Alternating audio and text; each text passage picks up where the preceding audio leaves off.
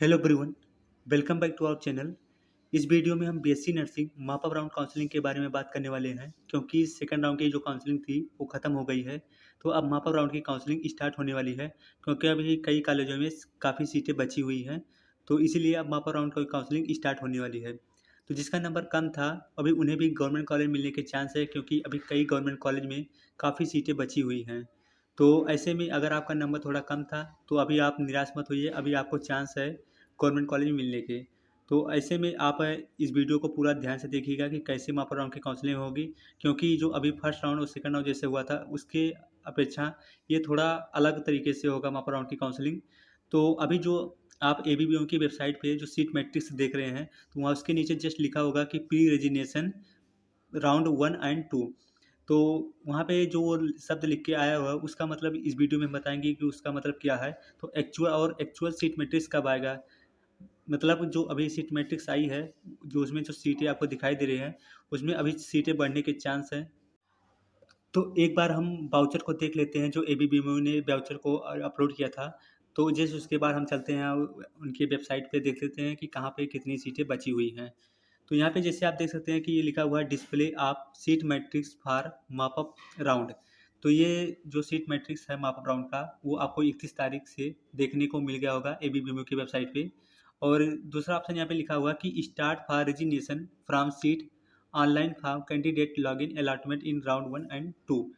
इसका मतलब ये है कि जिन्होंने राउंड 1 एंड 2 में पार्टिसिपेट किया था और कॉलेज मिल गया है लेकिन वो कॉलेज से संतुष्ट नहीं है तो अभी वो कॉलेज को रिजाइन कर सकते हैं। रिजाइन करके वो वापस राउंड की काउंसलिंग में पार्टिसिपेट कर सकते हैं।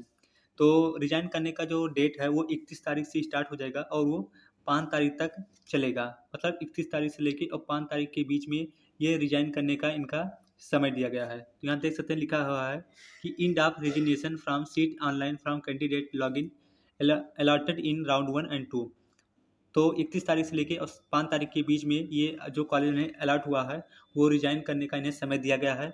जब ये अपना कॉलेज रिजाइन कर देंगे तो एक बार फिर से 7 तारीख को नया सीट मैट्रिक्स रिलीज किया जाएगा। यहाँ पे देखिए लिखा हुआ है कि display of post resignation seat matrix and start of registration for online counselling and choice filling. तो अभी एबीबीएमयू की वेबसाइट पे जो सीट मैट्रिक्स लिखा है वहाँ आप देखेंगे कि वहाँ प्री रेजिग्नेशन लिखा है। तो लेकिन जो 7 तारीख को सीट मैट्रिक्स आएगा उसमें लिखा रहेगा पोस्ट रेजिग्नेशन।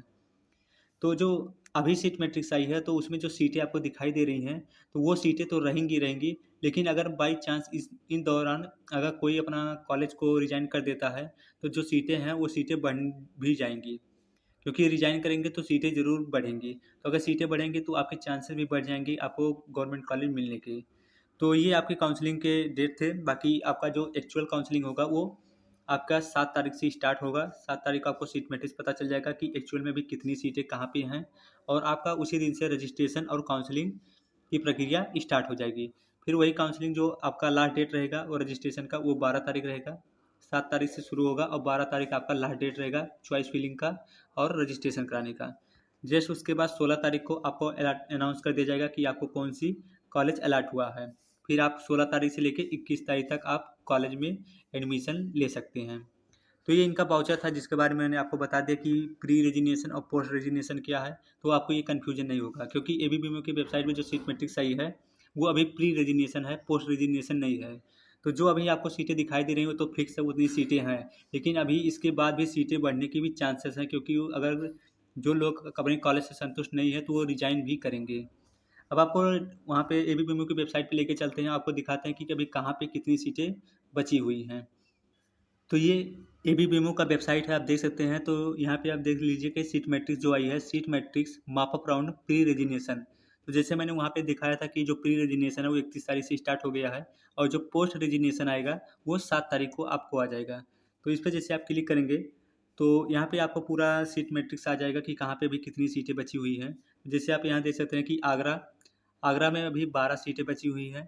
काफ़ी चांसेस है आपको गवर्नमेंट सीट मिलने के, क्योंकि अभी कई जगह पे बहुत सीटें खाली हैं। जैसे अम्बेडकर नगर में देख सकते हैं कि आपको 6 सीटें खाली है। अयोध्या में भी 7 सीट खाली है। आजमगढ़ में अभी 4 सीट खाली है। फिर बदायूं में 10 सीट खाली है। ऐसे में आप देख सकते हैं कि अभी बादा में देखिए अभी 15 सीट खाली बची हुई है। तो ऐसे में अभी बहुत सीटें खाली हुई बची हुई हैं, तो आप काउंसलिंग कराइएगा मापा प्राउंड में। अगर आपका नंबर थोड़ा अच्छा है, तो आप काउंसलिंग ज़रूर कराइएगा। लेकिन अगर आपको प्राइवेट कॉलेज से नहीं करना है, गवर्नमेंट कॉलेज से बीएससी नर्सिंग करनी है, तो आप गवर्नमेंट कॉलेज को ही चूज़ करिएगा, प्राइवेट कॉलेज को मत चूज़ करिएगा। नहीं तो आपको गवर्नमेंट कॉलेज अगर नहीं मिलता, तो प्राइवेट आपको ज़रूर मिल जाएगा। तो ऐसे कंडीशन में आप ये गलती मत करिएगा। और एक चीज़ ज़रूर ध्यान रखिएगा कि अगर आप चॉइस फिलिंग करते हैं, तो उन कॉलेज को ऊपर रखिएगा जहाँ पे सीटें ज़्यादा बची हुई हैं। क्योंकि जहाँ पे सीटें ज़्यादा बची हैं, वहाँ पे ज़्यादा चांसेस हैं कि आपको कॉलेज मिलने के। तो ऐसे कंडीशन में आप अपने एरिया के हिसाब से रख सकते हैं, जैसे आपका जो घर के नज़दीक हो कॉलेज, सबसे पहले उसको भी रख सकते हैं। नहीं तो आप पे जहाँ पे सीटें ज़्यादा बची हैं, उसको रखिएगा। लेकिन जितने भी गवर्नमेंट कॉलेज हैं, आप सब फिल करिएगा, कोई भी गवर्नमेंट कॉलेज को मत छोड़िएगा। एक तरफ से आप सभी को फिल कर दीजिए, क्या पता कि कहीं भी आपको एडमिशन मिल जाए। तो अभी जो ये सीट मैट्रिक्स आप देख रहे हैं, ये तो फिक्स है कि इतनी सीटें रहेंगी, लेकिन अभी इसमें भी बढ़ने के चांस हैं। क्योंकि अगर कोई भी स्टूडेंट रिज़ाइन कर देता है, जो कॉलेज उसको अलॉट हुआ है, तो जो सीटें अभी हैं, वो बढ़ने के चांस है। तो 7 तारीख को आपको ये क्लियर पता चल जाएगा कि अभी कहाँ पे कितनी सीटें हैं। लेकिन जितनी सीटें आपको दिखाई दे रही हैं, इससे कम सीटें आपको नहीं होंगी, इससे बढ़ने की ज़्यादा चांस है।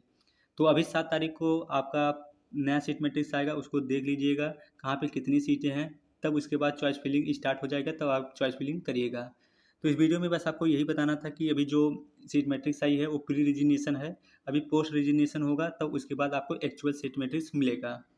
तो बाकी जब आपका काउंसलिंग स्टार्ट होगा, तो उस पे हम वीडियो बना देंगे कि आपको कौन-कौन से कॉलेज को चूज़ करना चाहिए, जिससे आपको जो कॉलेज मिलने के जो चांसेज़ हैं, वो काफ़ी बढ़ जाएँ।